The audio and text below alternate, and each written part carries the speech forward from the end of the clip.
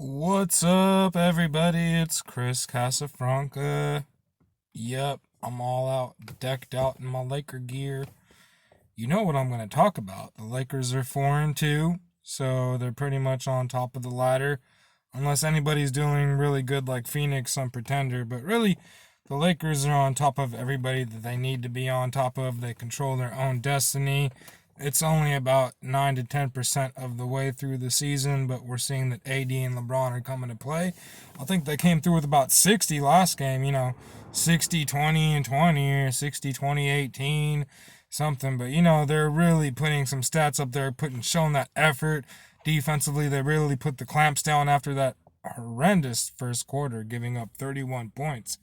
But that's been the trend with the Lakers. They have bad first quarters. I think they'll correct that problem.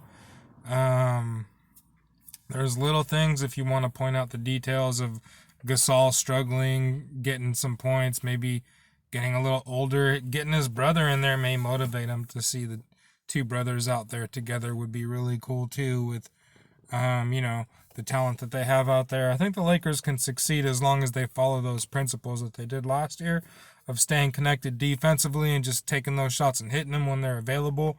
If it's not Stevenson, Stevenson's not on the team. Matthews, if it's not Matthews, it's going to be Pope. If it's not Pope, it's going to be Kuzma, AD, LeBron. There's guys that are capable of knocking down threes. And fortunately, that's not the Lakers' game. The Lakers don't have to score close. They can go inside. They're not going to get those dunks like AD, LeBron, Howard, McGee, but AD and LeBron will get them.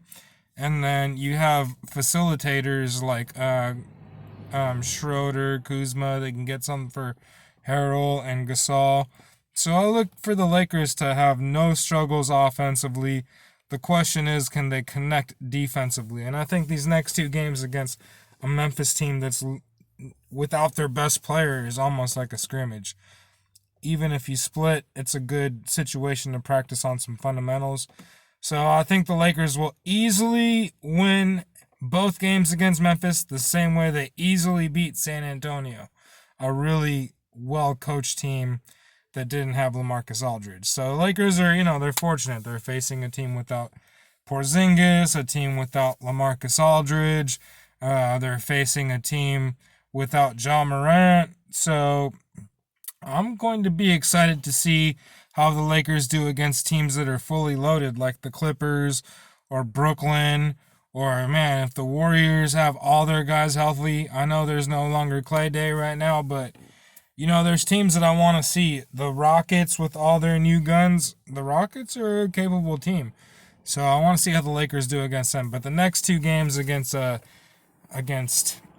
Memphis should be a breeze. I think the Lakers can establish the inside, even though Memphis has athletic big men down low. The Lakers should be able to finish every possession inside and then just kick it outside if they want to hit the open jumpers, if they're really packing the paint.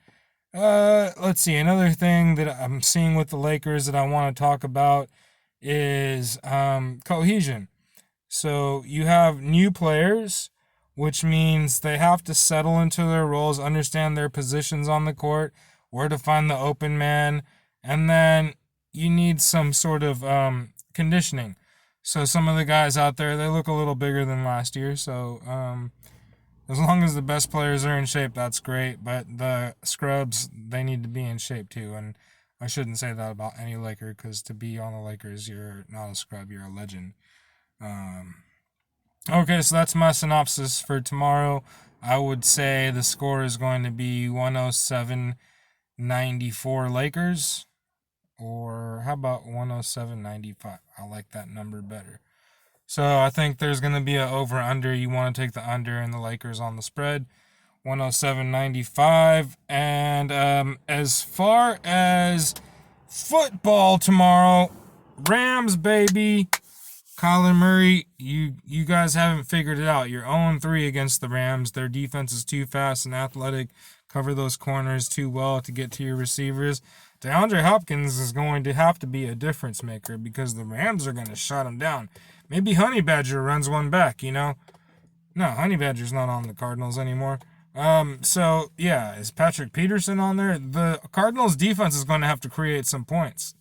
There's a rookie quarterback out there for the Rams. They still have a capable running game and short receiver game. And Robert Woods can come through the same way Hopkins can come through, so can Robert Woods. So I think the Rams, fortunately, are not hanging by a thread.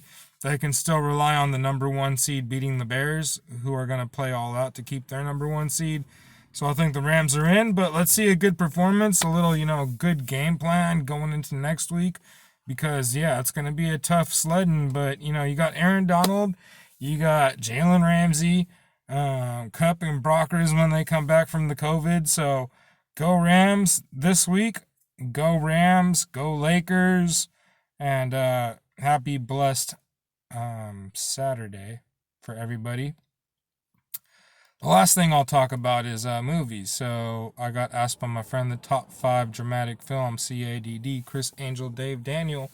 That's all we do. We talk about movies and sports and politics and film and traveling. Traveling, sports, vacations, all this stuff. So right now it's dramatic films. Top 5. Number 5, One Flew Over the Cuckoo's Nest. That's Milos Forman, Czech director. So directors are important for me to consider a film in all time, and Milos Forman knows how to do that. So him and Jack Nicholson came up with a classic about institutionalization, if that's a word, and, almost masking mental health with, some sort of way to get out there and chase your own dream. So we saw that in One Flew Over the Cuckoo's Nest. Great job by Milos Forman. Brian De Palma made a beautiful film, Carlito's Way. He made Scarface, but I'll say Carlito's Way. Both of them starred Al Pacino, and he has erotic thrillers with, murder, and there's a lot of things about De Palma films that are great. So, yeah, he's out there. Sergio Leone, Once Upon a Time in America. Francis Ford Coppola, Godfather 2. And Deer Hunter. I'm omitting a couple, but that's okay. That's a good one. So y'all just ponder those films, watch them. There's a lot of great scenes about American, American society and socialism. And I wouldn't say socialism, but it talks about sociology, the way people were thinking, interacting, psychology. They also, show aspects of maybe like a goal and a dream, and all of them have a great storyline. So rather than going into any of those films right now, I'll critique them next time, as well as the top 5 comedic films I chose. So go Lakers, go Rams. Watch a good film in these quarantine times. Stay out of trouble, stay covered up. Yo, yo, yo, yo. Lights.